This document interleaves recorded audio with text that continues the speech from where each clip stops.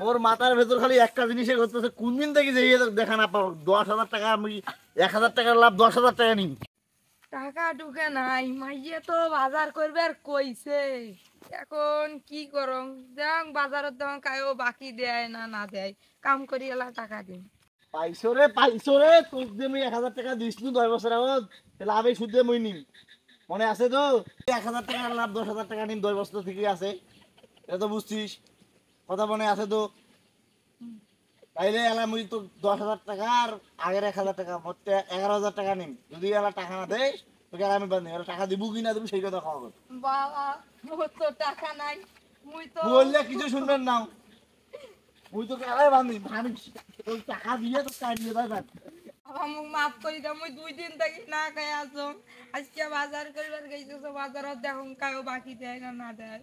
অত শতবার লাভ দিবের পাবার নয়, 1,000 টাকা দিম, তাও 2 দিন পর কাম করিয়া তাহলে মুই মানবেন না, জোরে দেবো।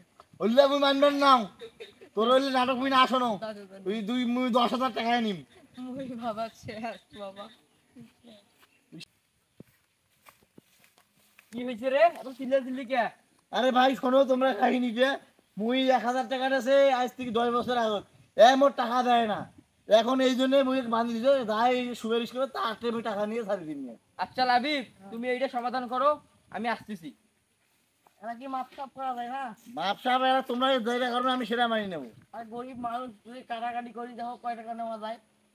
তোমরা কন 10 বছর আগে 1,000 টাকা আছে, 1,000 টাকার কত মূল্য আসলো? কি হয়েছে রে, কি হয়েছে রে, এরকম করে পড়ে আছে কেন?